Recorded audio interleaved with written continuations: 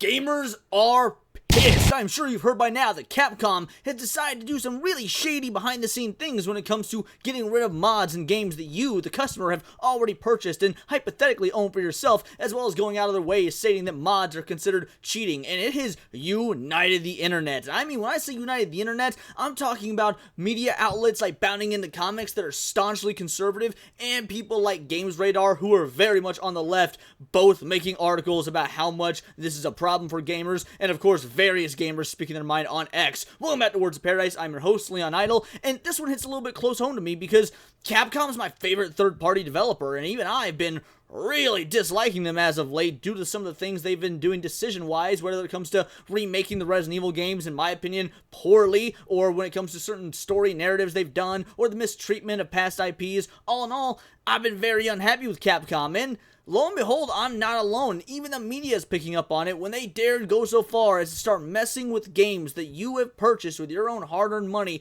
that should be yours. So we're going to go ahead and talk about this with multiple articles as well as multiple individuals who've been trying to say their piece on Twitter. Before we do, hit that subscribe button. Free speech and nerd culture is important, and we can only get out there and get our voices heard with support from individuals like you. So thank you so much for hitting the button, and let's check out Resident Evil. Mega Man and Monster Hunter fans unite to oppose Capcom's new anti-mod software. I find it more interesting that, again, Democrats and Republicans in nerd culture have united to fight against Capcom. I guess maybe sometimes capitalism is the true monster. So yeah, this is from Games Radar. Again, very notoriously left-leaning, all about that modern agenda and wokeness, and of course you got Bounding Into Comics, very anti-wokeness and all that stuff. Look, I don't really care about the political aspect of either of these outlets unless it's, fitting of whatever I'm covering. In this instance, it's just crazy to see them agree. Capcom's war on mods has been escalating for months, and a new Resident Evil update seems to be the community's boiling point. So yes, they put out a new update with some third-party software that was made in Russia,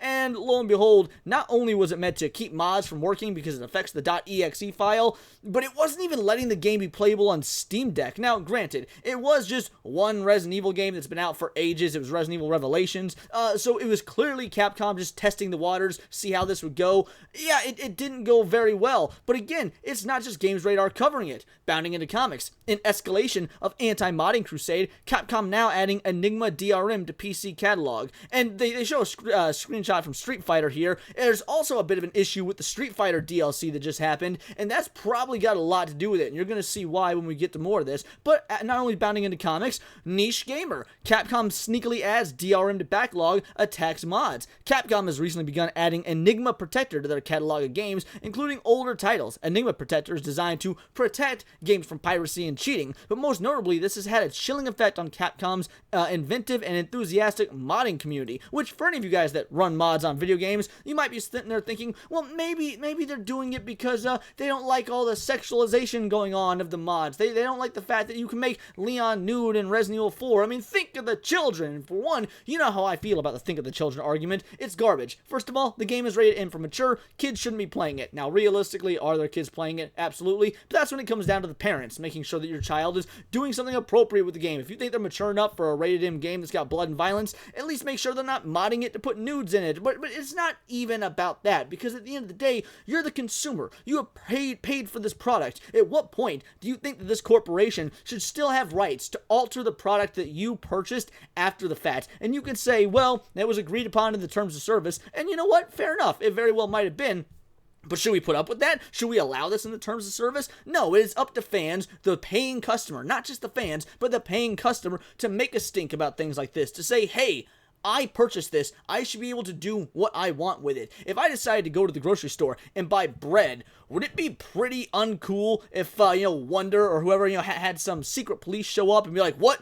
You're putting crunchy peanut butter on that bread? And then just yank it from me or force me to eat it with smooth peanut butter. They don't allow crunch. No, once you purchase it, that is for yours to do with as you see fit. If you want to purchase some Wonder bread and just whip it out your car window as you're driving home from the grocery store, that is your right. I wouldn't recommend doing that. That's probably probably considered littering, but the fact of the matter is, the company Wonder, who does Wonder Bread, shouldn't actually have any say in what you do with it. But of course, Capcom thinks they still have rights to what you, the consumer, have purchased. Games receiving the DRM go as far back with 2013 Resident Evil Revelations being updated with the software. They did take the update away after 5 minutes or so, again, because it actually crashed functionality of the game on certain devices, but I'm sure they're going to, if they've not already, re-rolled it out by the time this video comes out. So if it hasn't been re-rolled out, don't think that it's not coming. They are absolutely going to try and take away your ability to mod their games, which I think we can all agree is complete bogus. While disappointing, this shouldn't come as a big surprise. Last year, Capcom made a presentation which included a handful of slides maligning mods.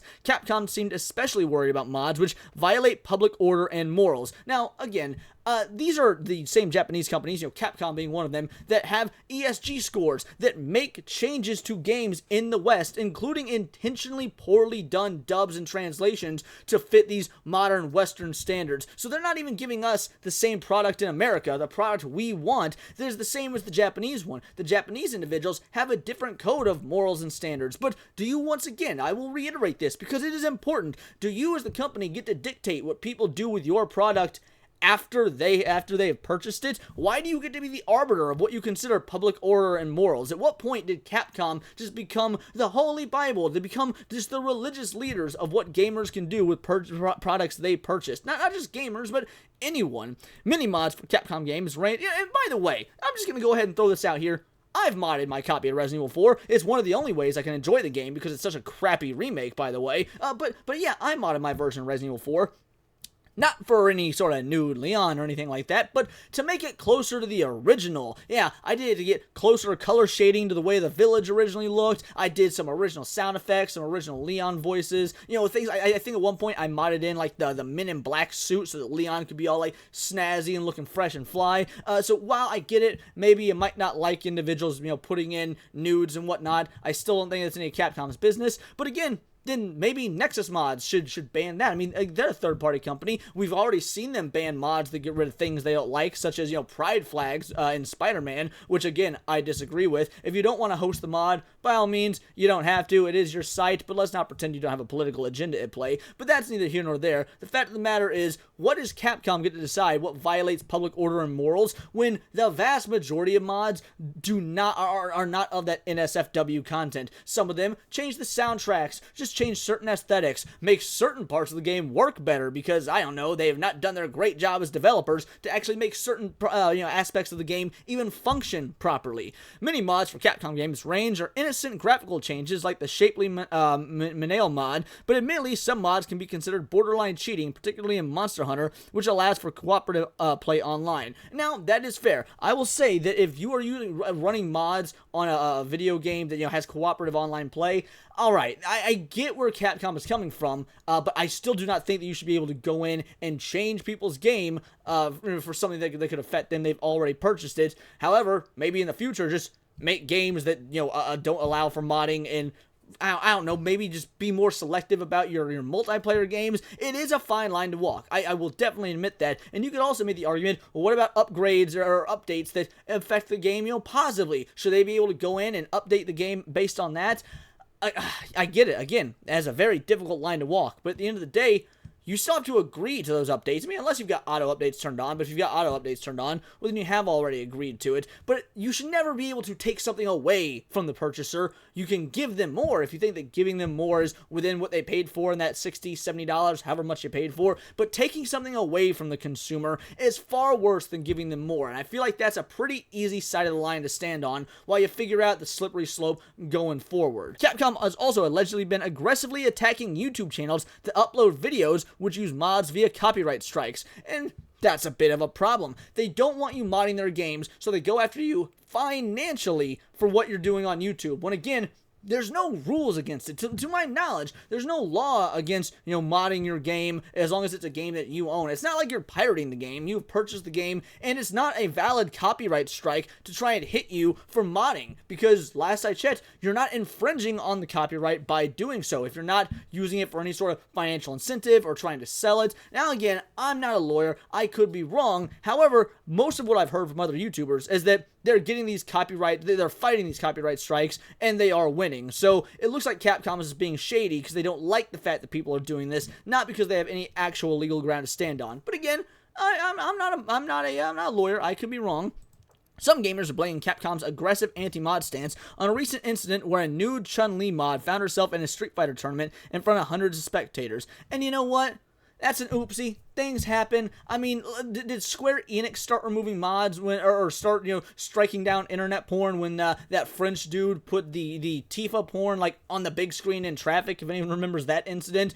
I don't remember Square Enix having a big old hullabaloo about it. Now, again, I could be wrong. I could be misremembering, but last I checked, I say last I checked as if I've checked. I haven't checked, but I'm sure, just going off the popularity of the character, there is probably still Tifa porn on the internet. And of course, you get to X users. X users are angry. Modders are doing what Capcom should have done. You're Chun. And here's where it gets to another crux of it that I haven't brought up yet. So You're from the Spy Family anime. Great anime, by the way. Highly recommended. It is adorable. The character You're from Spy Family was going to have a DLC, and it does have a DLC in Street Fighter 6. Fans were so excited.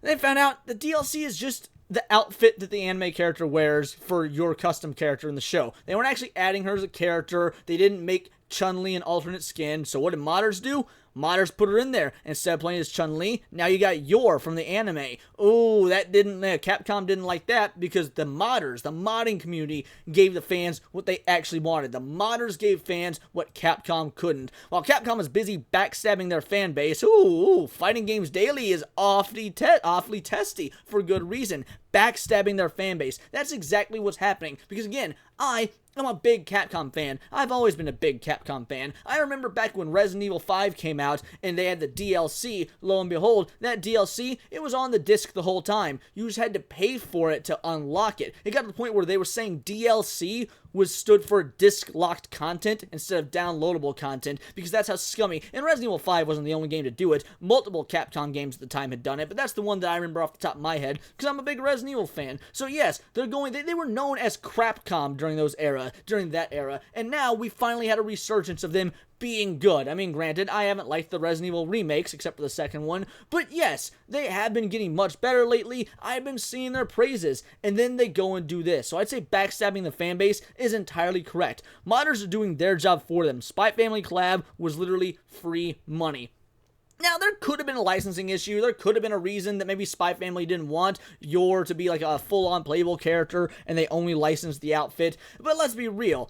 The customer's always right. The customer knows what they want. If you're not able to give the customer what they want, don't give them a subpar version and then expect them to thank you. We got PC Focus here saying DRM Enigma gave 34 virus positive. That is insane. 34 virus positive on a computer scan. That is ridiculous. And Capcom started to add this DRM to their old games. All behind this company is so shady. It's developed by a Russian company with no name or address and is sold through a website which domain name was paid for through a front based in Moscow, Russia. Capcom has a history of deceptively installing malware in people's computers. Don't play any game with this DMR. Yeah, it sounds like Capcom either doesn't care or didn't do their homework. Maybe they cheaped out. Either way, gamers aren't going to let stuff like this fly. Gamers are going to make stuff like this trend. They're going to affect the stocks. They're going to not purchase video games. They're going to tell everyone in the world, go play Ubisoft instead. Because while Ubisoft is crappy, at least they're not putting viruses on your several $1,000 PC.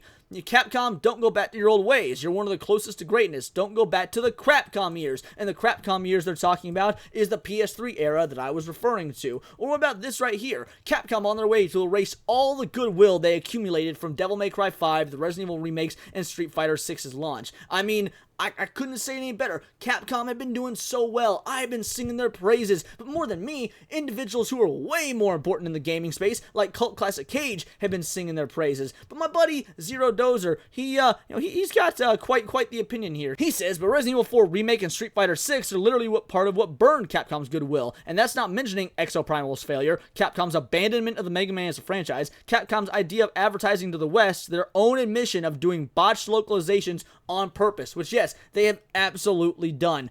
I mean, anybody in good faith defend Capcom at this point? And I'm being serious. I would love to hear a good faith argument once you got all this, because these people, they seem to be justifiably pissed off just like your boy here. If you'd have told a 13, 14, 15-year-old Leon that he would be making an angry video about Capcom, he would wave you away, say it was nonsense. I was the idiot consumer who licked Capcom's boot, who purchased everything they put out, with the exception of maybe Mega Man back in the day, because I was such a devoted Capcom fan. But here I am now, 30 years old, and I've realized, yeah, just because you like some Resident Evil games, just because you grew up playing Street Fighter, just because DMC has probably got the coolest video game character of all time in Dante ever put to screen, doesn't mean the company are just full of goodwill and jolly happiness. They're just going to give you as a consumer everything you want and that you should love it because, hey, Dante exists. No, that's absolute crap. Capcom is doing immeasurable damage to gaming and immeasurable damage to gamers when they do shady acts like this. You purchased a product. You purchased a product for $60 to $70 and maybe even more in the future with some of the other things that Capcom's CEOs and presidents and higher-ups have said, that games are even too cheap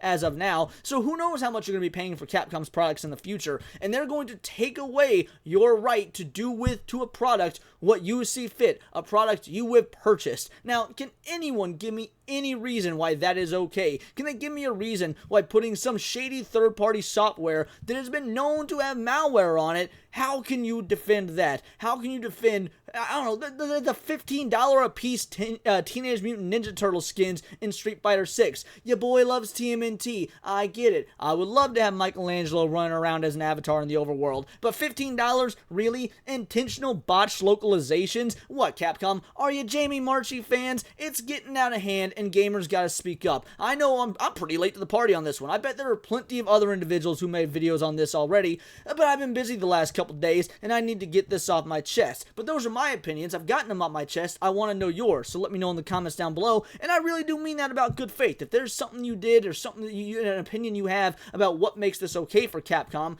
then I would love to hear it. Maybe you have a chance to change my perspective. Maybe I changed yours. I don't know. But if you found this insightful, go ahead and hit that subscribe button. I do nerdy videos every day, not always about video games, but, you know, anything in nerd culture, anime, music, movies, Magic the Gathering, you name it. Also, check me out on Instagram at wordsofparadise_Leon, and it is all here in the nerdosphere. This has been Words of Paradise.